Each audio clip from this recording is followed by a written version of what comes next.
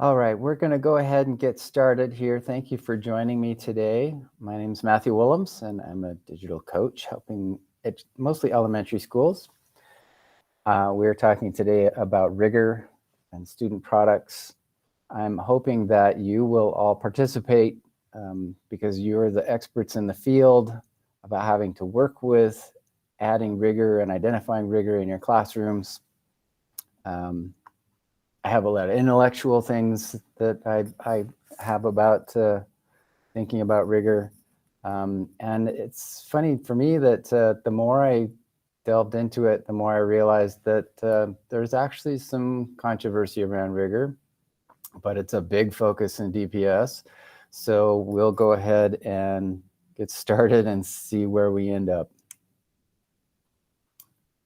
And that means I need to get to the next slide. Here we go. All right, so just to refocus again on our CRE connection, our primary focus in rigor is DPS Practice 1, engaging students in rigorous, engaging in differentiated tasks. Key Action 1, allowing students to participate in the design of tasks. And Key Action 3, instituting a collectivist approach to learning and academic achievement. I also like this definition from Education Reform. They have a journal that has a glossary, and the intellectual rigor. If you just look up the definition of rigor, it takes you down a lot of rabbit holes. But intellectual rigor is a term. Rigor is widely used by educators to describe instruction, schoolwork, learning experiences, and educational expectations that are academically, intellectually, and personally challenging. This is a nice little quick definition for rigor. The next piece here to focus on how important rigor is in terms of the priority implementation instrument. I have a question. Do any of you know what the priority implementation instrument is?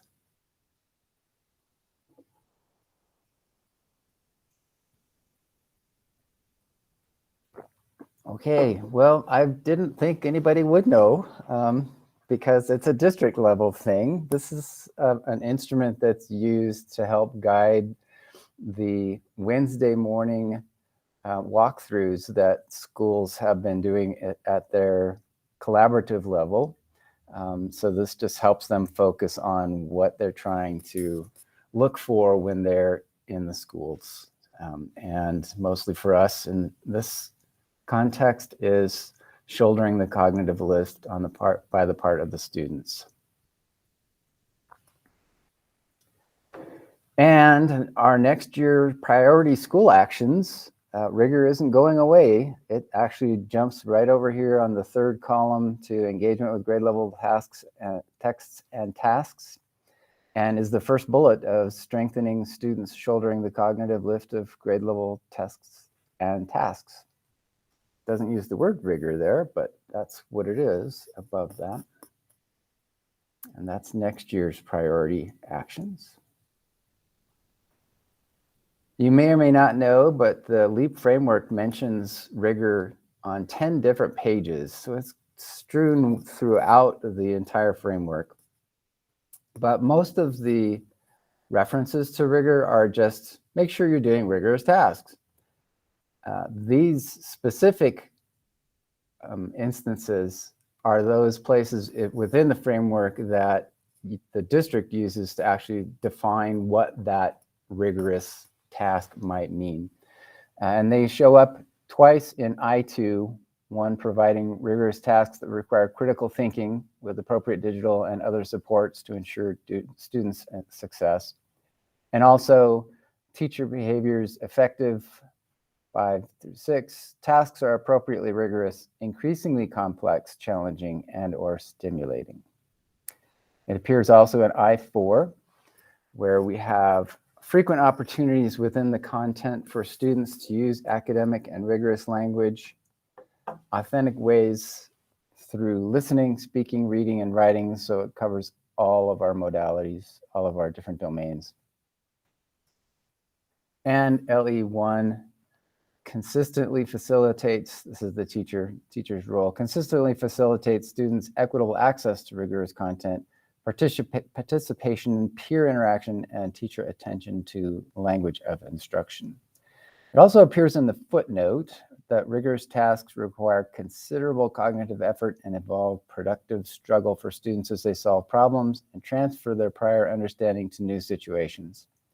Further, these tasks integrate multiple standards and demand that students monitor their cognitive process as they engage in the task. Rigorous tasks support robust student learning of a lesson's content language objectives. Any questions about those so far? The LEAP pieces especially?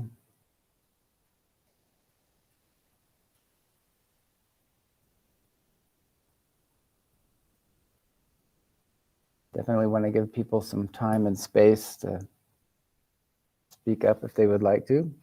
So we're going to jump into a little activity here. On this slide, there is a link to a Jamboard about what is and what is not rigor.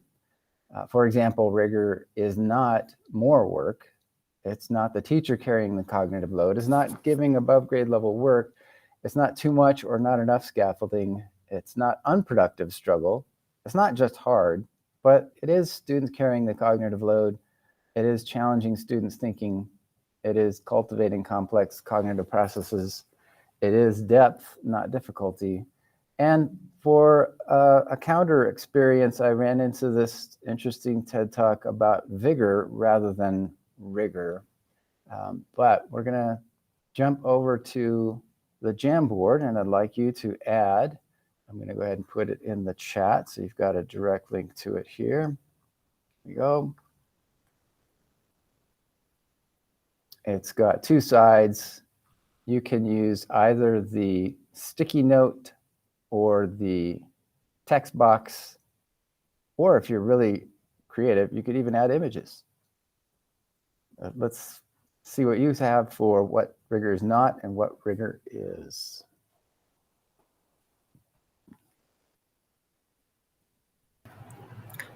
Your Jamboard is in view-only mode.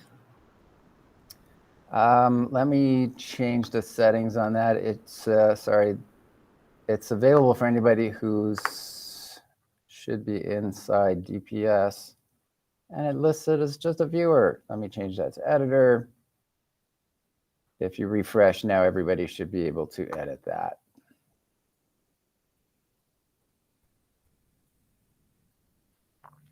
Seems like I always forget to change the settings on something in my presentations. That time I missed that it was viewer instead of edit.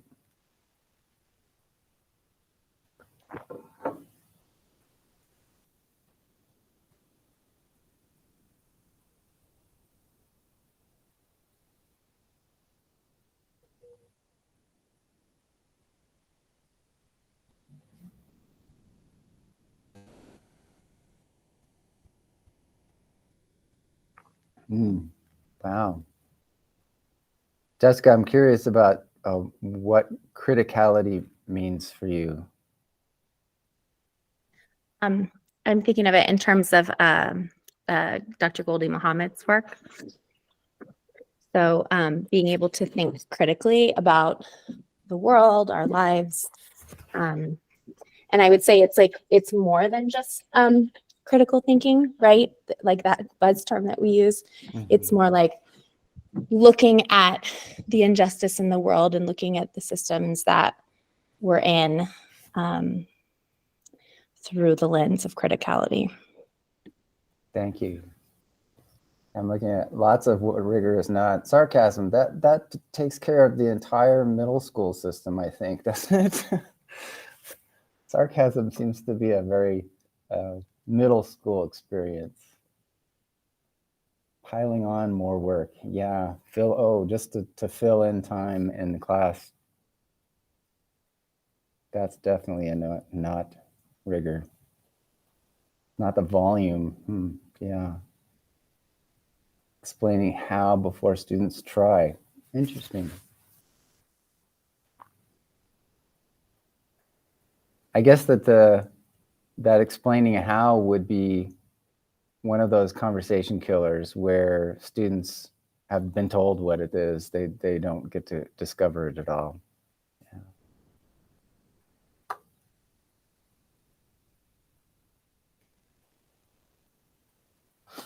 It is applying learned knowledge to everyday life, identity work, and self-reflection.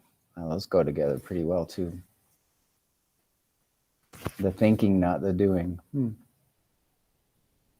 Doing labs and activities where teachers create space for students to modify, alter, ask, and answer what-if questions. Enjoyment of intellectual work. Wow, terrific. These are wonderful. Thank you for contributing to our Jamboard here of what is and what is not. It does involve a differentiation, absolutely. That falls back a little bit to the teacher to help direct kids in terms of differentiating. But every student needs to be able to participate at grade level content. It's unrelated to what they're learning. That sounds like an assessment. I see a lot of assessments that are standard assessments that are pretty abstract from what students are learning.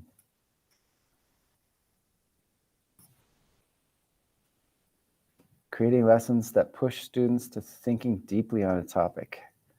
These lessons should attempt to challenge and even motivate students. Wow, very nice. Nicely said. Students should want to. Great.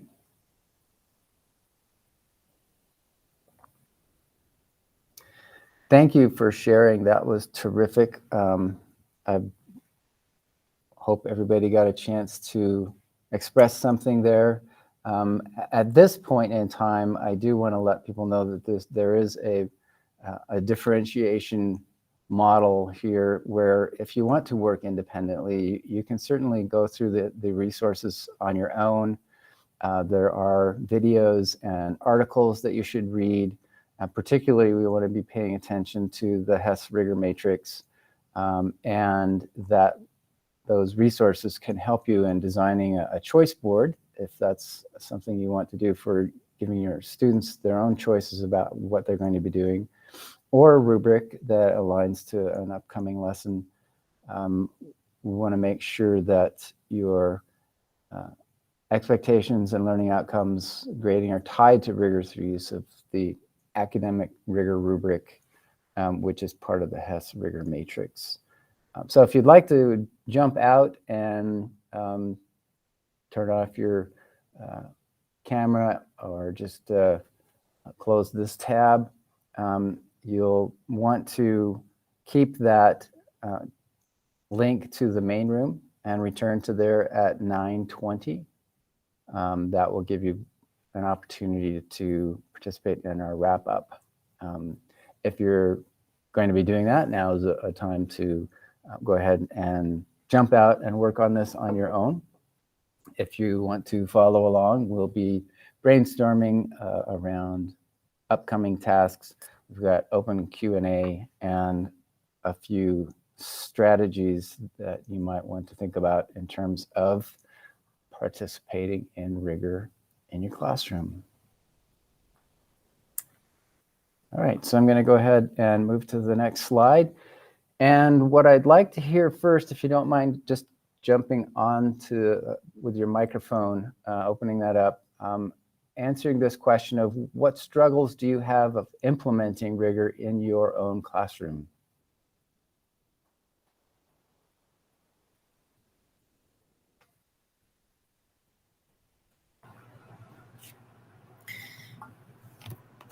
So you said we can answer.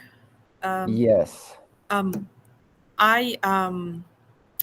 a special education teacher. In a high school, I teach mathematics to mild, moderate students, and I apply grade level standards in my class.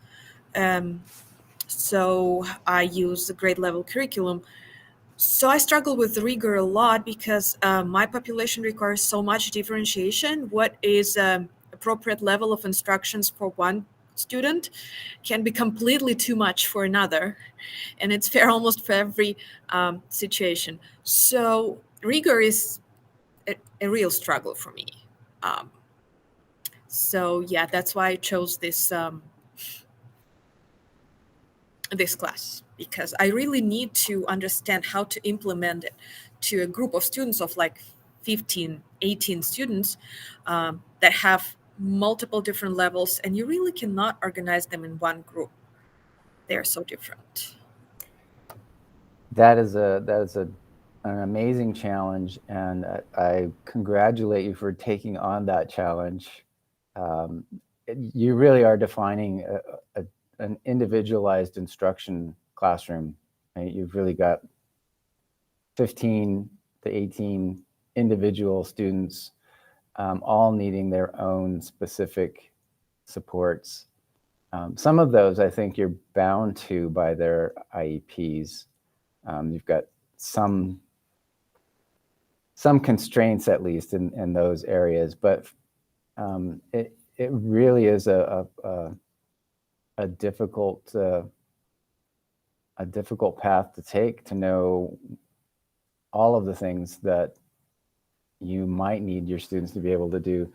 Hopefully some of the options that we have later on in the presentation will help you with additional resources that you can use with some of your students to give them some different ways of engaging with the content. Matthew, I'll jump in. Kind of to piggyback on that that story as well. So I struggle with the same thing, especially in my high school computer science class, where most of the kids, or many of the kids, do not have the math background that they need to be successful in a computer science content area.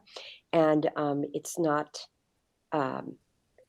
it is my job to help support the implementation of those math concepts, but I can't teach the math if I hope to get through my own content as well.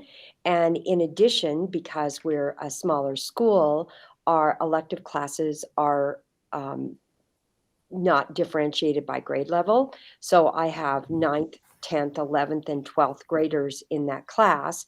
And with that, even if they are at math grade level, you know, I simply have to dummy down a curriculum to meet the 9th grade math level, because that's not fair to the 9th graders or 10th graders if you're working on assuming that they know 11th grade math.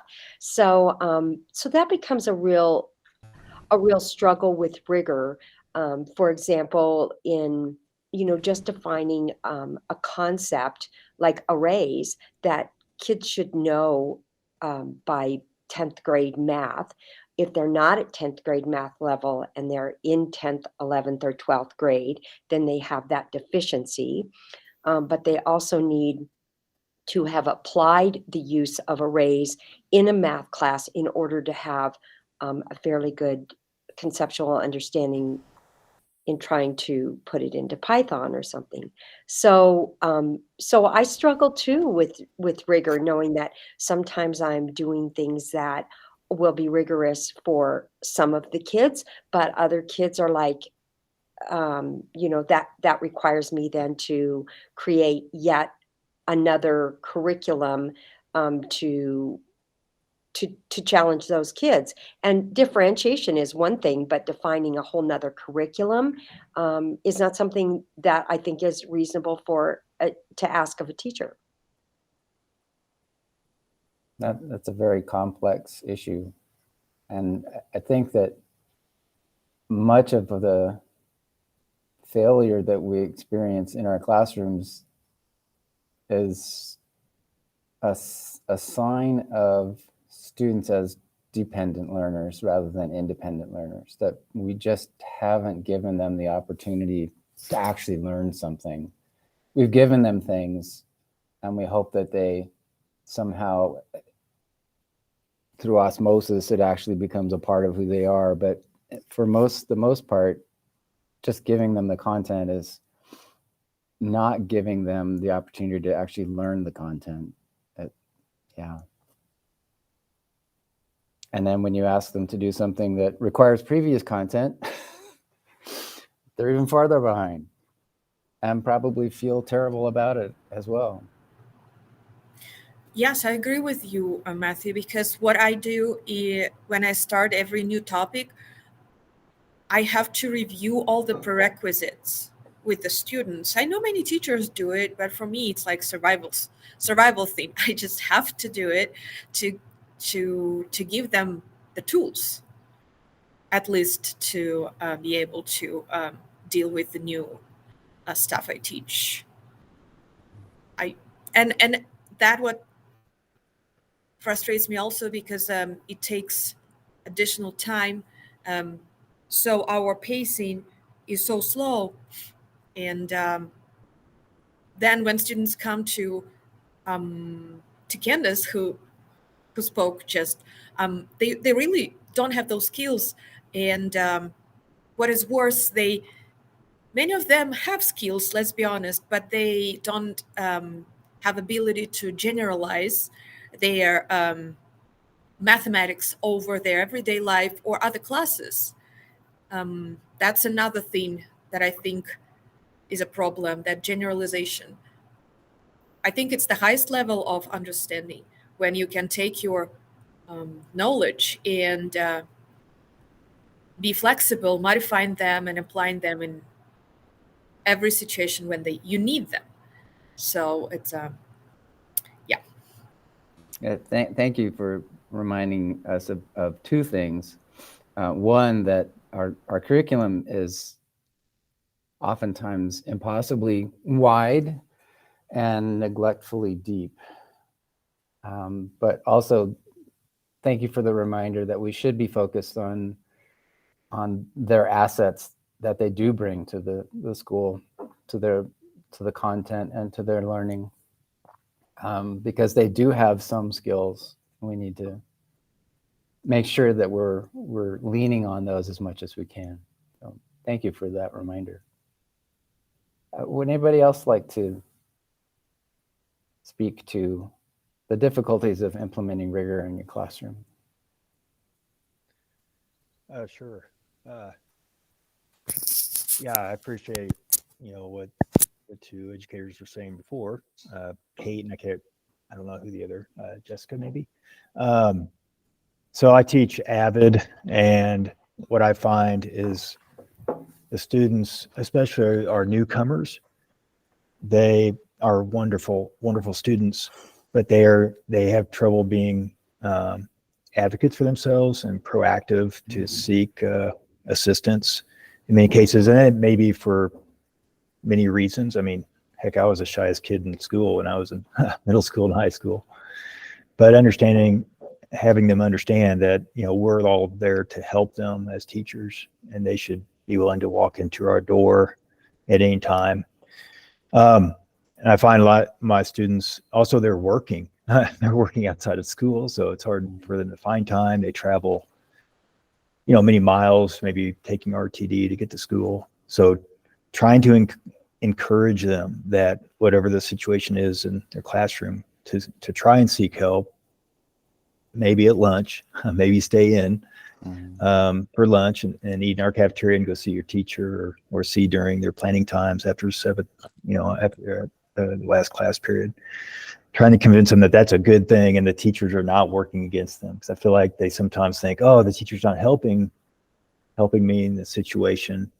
And I know all the teachers here are doing that, but just having that grit to seek help and have that confidence that they can, in many cases, do this work, just apply themselves and try to disconnect off their phones when it's important to do so in class, and encourage them that that's a good thing. When you're doing that, you're setting yourself up in a good place, a good foundation to really take in information and be part of the class and be engaged.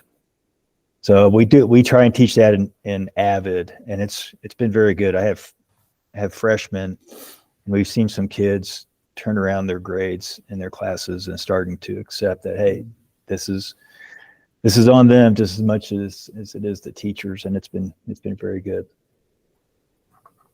Thank you for your words. I can remember in my own high school experience, I wouldn't talk to any of the teachers about needing help with the content. I'm mortified and embarrassed to even talk to a teacher for fear that they might know I didn't know something. It wasn't until college when I finally realized, oh, I don't know this, and the teacher does, so I better go find out what it is that I need. That's, yeah, learning to advocate for yourself is a critical life skill, something that is definitely a journey for all of us. Definitely. Letting kids know, hey, we care about them. We could all be doing other things as a career, and we want to be here for them. And that takes time sometimes, and being patient with the students. And if we can't do it as individual students or teachers, there may be another teacher out there that can, influence them. And working as a team, obviously is important. And sometimes we as teachers don't get, that's why I love the Teal Days so much. Mm-hmm. And what DPS is doing here, we're trying to, get the teachers together, having discussions, and I've learned so much through these sessions. Well, thank you. Anyone else? Yes, I can go. Sorry. That's okay. Okay. So yeah, rigorous task for me, implementing it is how we are perceived by students sometimes also. When we give them those rigorous tasks, they feel like we are not supporting them while we are trying to get them to another level. So it's always challenging to see the balance between rigorous tasks and also take care of student emotional well-being and explaining it take a lot of explanation to get them understand that the value of what we are. Anyway, for me, I teach French. Everything need to build up in previous knowledge that they have, and is a new language for them. And when you expose them to those things, the first answer is that I don't know it, I don't. So, but pushing them and let them discover it slowly. Sometimes they feel like you are abandoning them and you are not giving them what they need. They want me to give them everything, but while I want them to process the thing and master it themselves and in a slowly way. So this is my struggle with my students. I always get grade low when it comes to helping students. But for me, because I'm giving them those rigorous tasks to move forward. So thank you. Yeah. Well, thank you. I also want to highlight one thing you mentioned at the very beginning was modeling our own involvement and rigor. We need to be clear on what our own why is and be able to present that to the students so they understand why is another language, why is French an important language to learn, a new way to think, a way to be.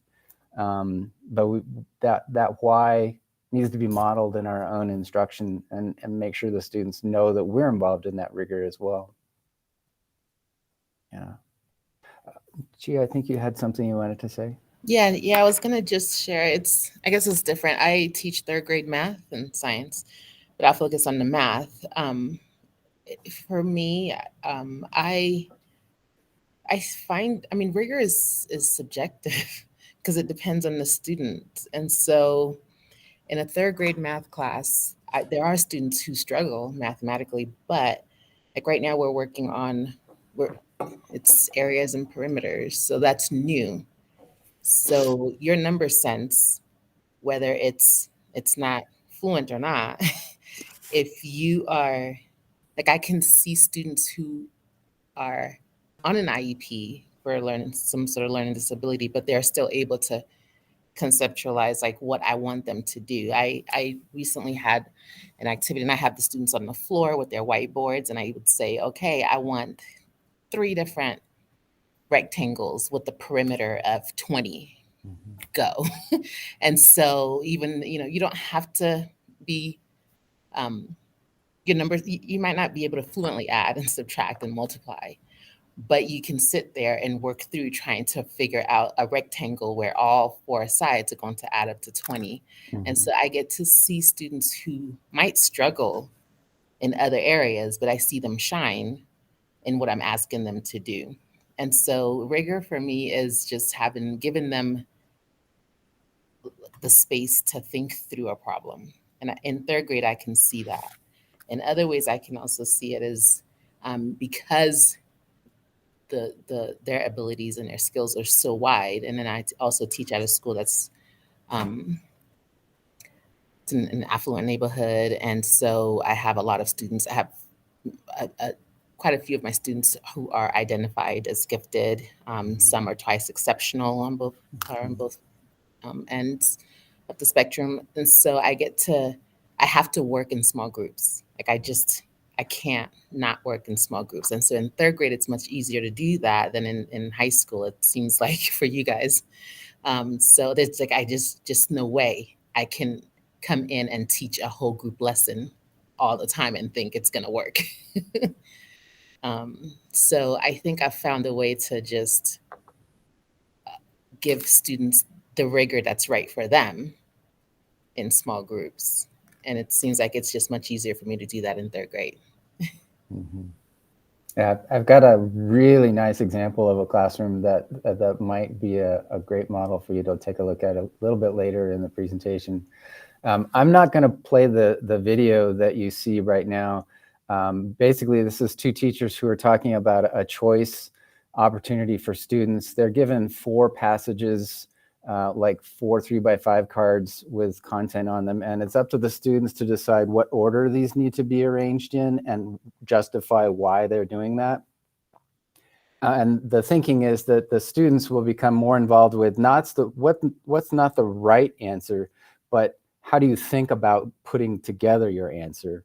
So even if the students see that the passages should have gone in a particular logical flow, and yes, they still might get the yes, I was right kind of moment, they'll still be spending more of their time thinking about, why did I put it together in this way? What's my justification for it?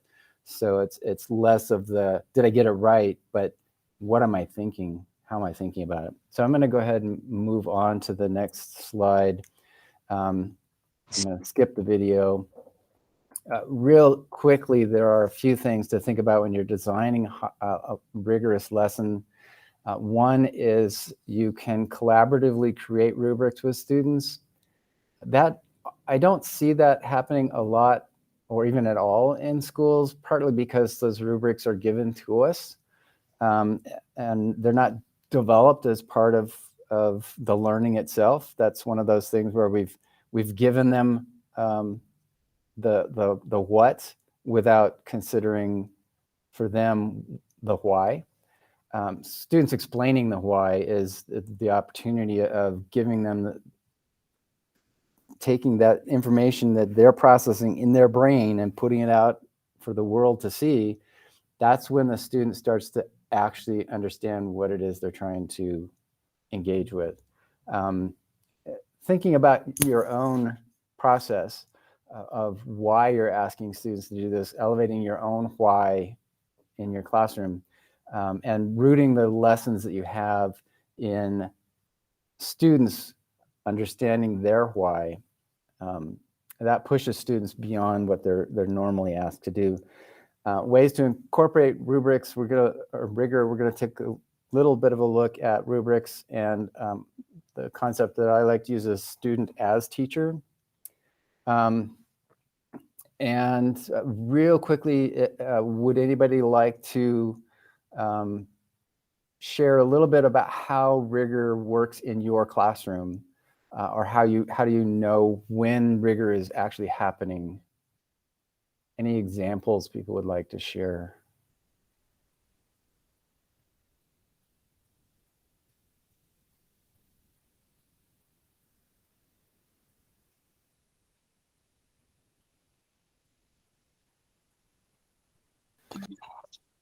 Well, I like Socratic seminars quite a bit, and so having them conduct research on a topic, maybe having a writing prompt or a discussion prompt, and providing sources, and then having them answer that writing prompt or discussion point, and then present their evidence and their research in a classroom with their peers where I'm out of the picture. I mean, I basically present what we're doing, and they're in charge of the discussion. I find that definitely challenges the students, and they want to do well in front of their peers. And you can just tell if they're done, they feel real satisfied with their learning, and it's good all the way around. Yeah, that's especially powerful when it's paired with peer feedback and also self-feedback, that they look at and evaluate their own work there. Yeah, that's the heart of what I think of as a student, as a teacher, that they take that on. Yeah. Matthew, I can share, but I'm not sure that it's an example of rigor. Okay, go for it. Well, so this year in middle school, I offered a game design. We did it almost the entire semester, and part of the game design was learning what made an appropriate game, and then figuring out how to use MakeCode to code the game.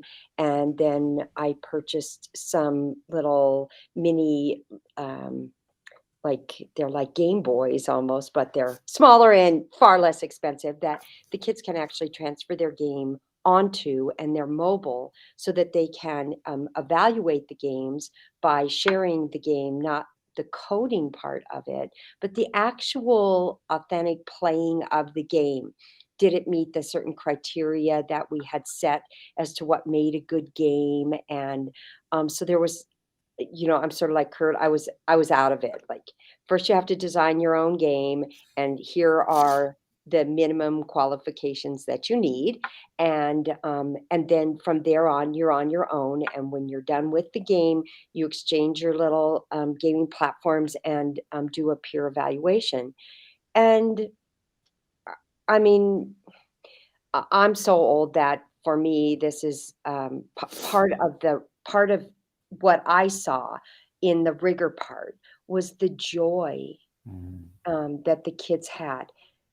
And it wasn't just the joy of being able to play a game in class, because we do that a lot, but the joy in hearing from another peer, wow, that was a really cool part of your game. Can you show me how you did that? And then having students teaching other students, and students teaching me, because I had kids that did things that I'm like, wow, I don't know how you did that. Show me too. And for me, that. Oh, Candy, we lost you. Oh, that was a remarkable example of rigor. I'm so sorry she's not here to hear that. Yeah, that was absolutely a rigorous example. I've always thought that aha moment that some students experience, and you realize that the light bulb goes off and they've become a changed person because now they own something. It's theirs. And that's a great example that Candy was sharing with us. Sorry that she doesn't get to hear that part, but yeah, ownership is a definite sign of rigor. All right, so we do have some resources. If you haven't seen Bloom's taxonomy, I'm wondering how could you possibly be in the classroom without somebody showing it to you at least a dozen times. There are levels of depth, from remembering, understanding, moving up the scale to apply, analyze, evaluate, and of course, moving to create. The more you can get your kids to be producers of something rather than consumers, the higher level they're going to be involved in the content. Depth of knowledge is a different way of thinking about it. They have 4 different levels, and you can see in depth what these verbs and nouns represent in those different levels as components of your own lesson And if you want, you can even combine the two by looking at the Hess Cognitive Rigor Matrix, which is a way to evaluate your lessons both on the potential of the task itself and also on the implementation of the task, because you can insert rigor in a lot of different ways. I would definitely recommend taking a look at it. The math rigor tool is linked here on this slide, but the complete toolkit you can download, which includes more than just math. It has other areas of the curriculum as well if you want to take a look at the combined depth of knowledge in Bloom's taxonomy. Definitely worth going back and taking a look at on your own. I'm going to zip through these very quickly. You can use Schoology to create rubrics. In the grade setup, you've got rubrics up in the upper right corner that allows you to create new ones or use an example. There are also, if you don't know it, in the high school level especially, there are already resources and rubrics created for your different content areas at the high school level. If you haven't used these curriculum groups in Schoology, I would definitely recommend that you sign into them. You need a group code to be able to join it, but once you're in there, you will have under the resources for that group a number of different rubrics as examples that you can use. So that's also worth going through. In detail for Schoology, you can add learning objectives, which are basically standards. You can put them in. They are typically, you can change the grading scale at anything you want. The points are usually included on a 100-point scale. If you'd like to know more about how to align rubrics to learning objectives, there's an entire presentation that's linked here. So you can dive into that in more depth. And if you're a Google Classroom user, they also have built-in rubrics. There's a link for more details, but again, you've got the same rubric format in terms of criterion title, description, level title, level description, points, and so on. If you're using Google Classroom, you can use rubrics as well. They are included. And then if you're working in Seesaw, you can also add skills. They don't call them standards or mastery or anything like that in Seesaw, but in an assignment or even in an individual student submission, you can add some skills based on your own skills. You can create your own skills if you want, or you can use the Common Core skills standards that are already loaded up in Seesaw. And they're all built into the little mortarboard hat there to identify skills. And then in the progress section of Seesaw, under the skills view, you'll be able to see how you have evaluated and processed the students' growth towards mastery. All right, so here's a video that I do want to show you. And this is a great example of the student as a teacher. So I'm just going to play it and let's see how it goes. It's another great day at Lockhart Elementary School in Wake County, North Carolina. Hear this, let me know. Students in Mrs. Hunt's third grade classroom are excited and ready to continue their innovative work that is redefining rigor, assessment, and accountability. In this class, after learning each math lesson, students are challenged to reteach and record what they learned, adding their own spin on the information. Once the students have completed a standards-based lesson, for example about multiplication, they are directed to go to the back of the room to gather one whiteboard and a dry erase marker. They return to their desks and begin creating their lessons by adding handwritten information to the boards. Since students will be reteaching the information, they are thoughtful about how much to put on the board, what vocabulary to use, and what examples they need to include to best illustrate the content.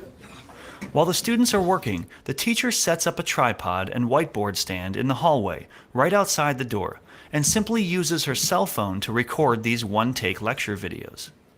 When a student has completed his or her board and is ready to teach their lesson, they step into the hallway, place the board on the stand, and press record on the cell phone. Then they sit down and teach the lesson, referencing the information they included on their board. When they are done, they simply press stop and their one-take lecture video is complete.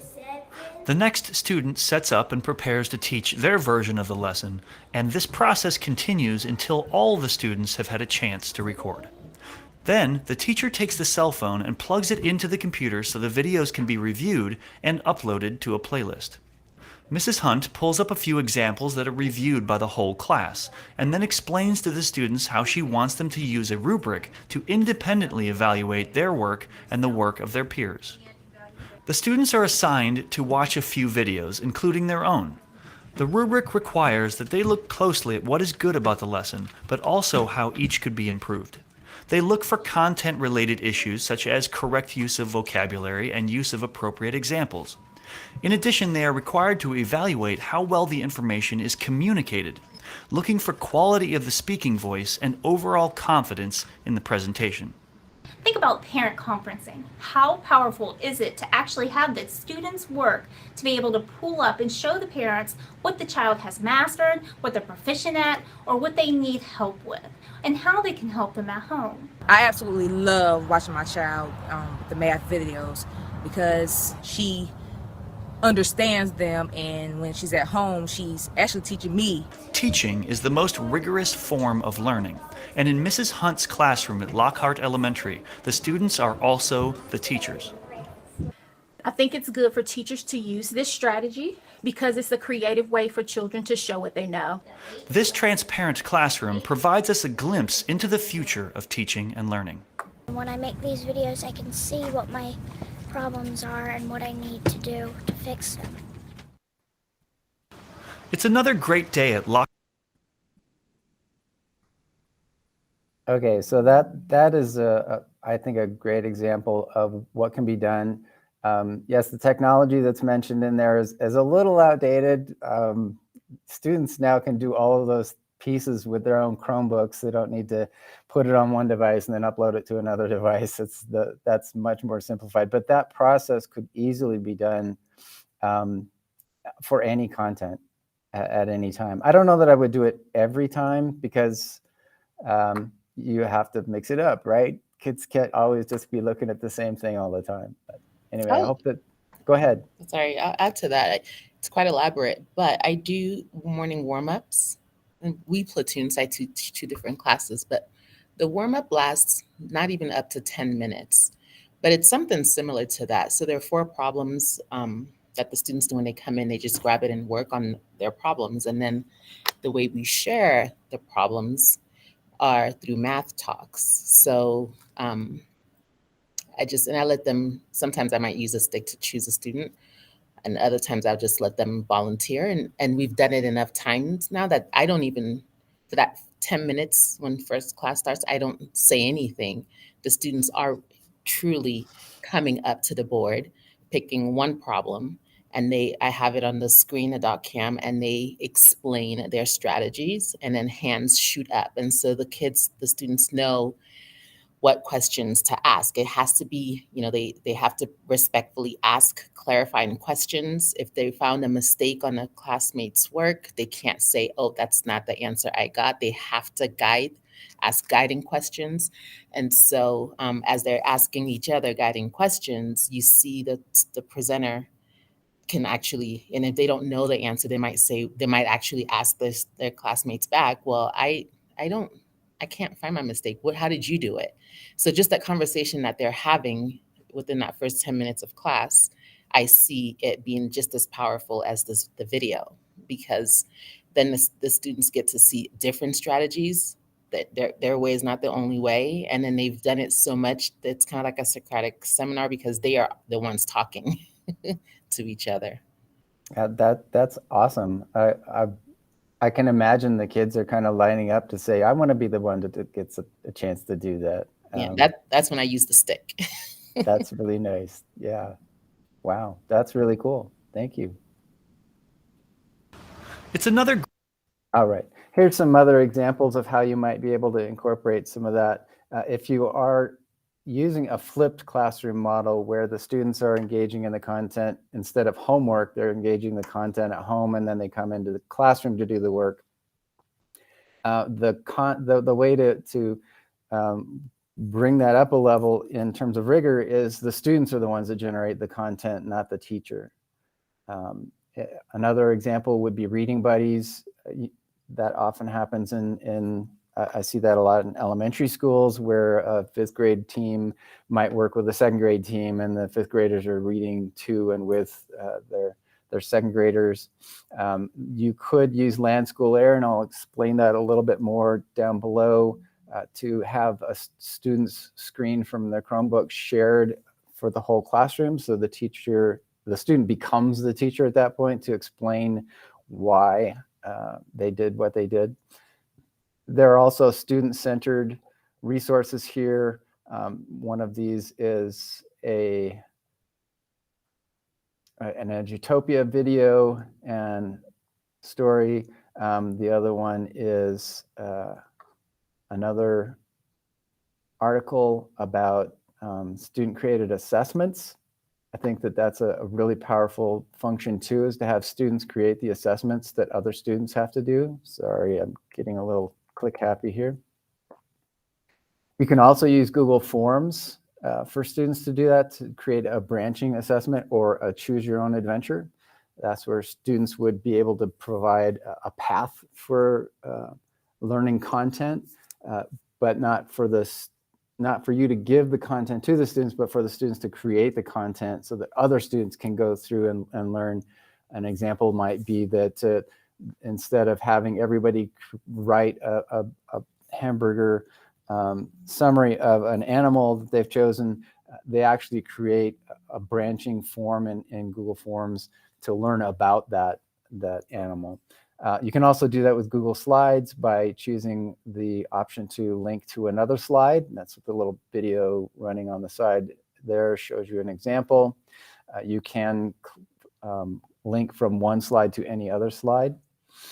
There's also a nice peer learning video. I won't play that for us right now either, but that is it was a college professor who was trying to present information to his students and realized they weren't getting his physics lessons at all. And out of desperation, he knew some of the kids were getting it, so he asked them to explain it to each other. And within 2 minutes, everybody in the room knew the content because they were helping each other rather than the teacher trying to present some Newtonian physics that was completely obvious and correct in his own mind, couldn't understand why nobody else was understanding it. But his peers who had recently had to go through, how did you figure it out? That's how it worked. So it's a lot like, I won't say it's a lot like, it's a little bit like a Socratic method with a specific format. And then there are also some additional strategies in an article listed here. So take a look at those if you want to dive in deeper. Here is the option to use in Land School Air. There is a grid view that makes it easier to do this. When you switch to grid view, there is an option when you hover over one of the tiles, you can select that tile in the upper left corner, and then in the upper right corner, you can view it in full screen. And when you're sharing that on your projector or your panel, then everybody can see what that student's desktop is doing. So Land School Air can be used quite effectively to support the student being the teacher. Do you have other strategies in your classroom? Let's cap this off with highlighting impact teacher moves across grade levels and content. I did want to share this quote from a teacher. My daughter was in her classroom, and Margaret Wing, if you knew her, wonderful teacher at Corey Elementary for many years, always started her classroom off as, we don't have one teacher in this classroom, we have 24 teachers. Anybody want to share? other strategies?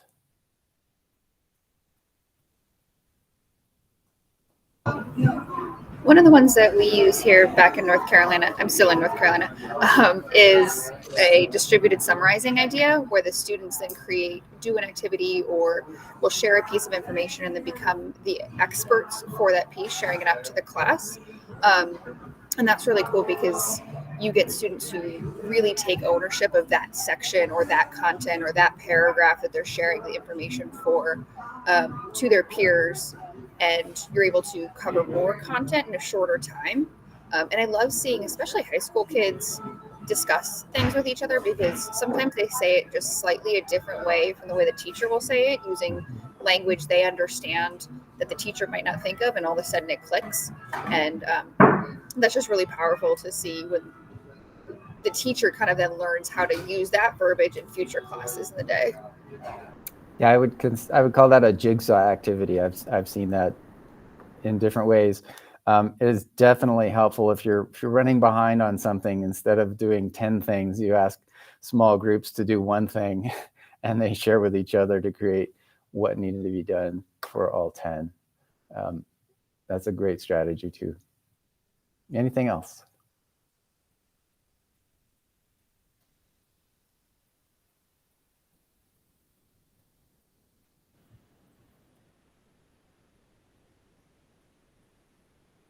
All right, I am going to ask you to return to the main room because we're like 5 minutes late to get there anyway. There is a link there. You can also click, grab that link and I'll put it in the chat. And we'll join late for the rest of the group. Thank you, everybody. You did a great job.